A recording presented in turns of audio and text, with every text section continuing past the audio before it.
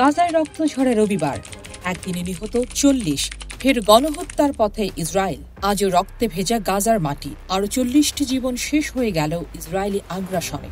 শিশু, নারী, বয়স্ক কেউই রেহাই পায়নি। এই একদিনেই আহত হয়েছে আরও শতাধিক নিরীহ মানুষ। মাত্র ২৪ ঘণ্টায় এই হত্যাযজ্ঞের খবর জানাচ্ছে গাজার স্বাস্থ্য মন্ত্রণালয়।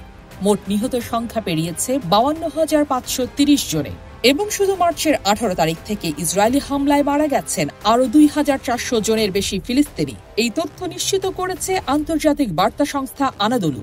গাজার হাসপাতালগুলোতে আহতদের আর জায়গা নেই। গত ২৪ ঘণ্টায় ভর্তি হয়েছেন আরও ১২৫ জন। অনেকে এখনও ধ্বংসস্তূপের নিচে, কেউ হয়তো জীবিত, কেউ নিথর। কিন্তু উদ্ধারকারীরা পৌঁছাতে পারছে না। চারপাশে শুধুই ধ্বংস, ধোঁয়া আর কান্না।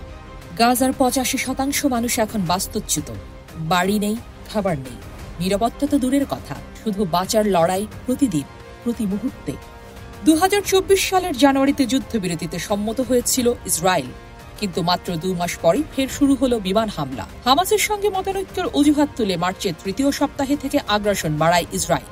এই পর্যন্ত শুধু নতুন হামলায় ৬,৪৫০ জন আহত। এমন বর্বরতার বিরুদ্ধে এবার নড়েচড়ে বসেছে বিশ্ব।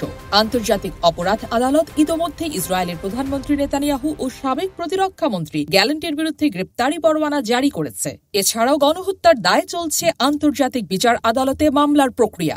গাজার জীবন এখন শুধুই বেঁচে থাকার লড়াই।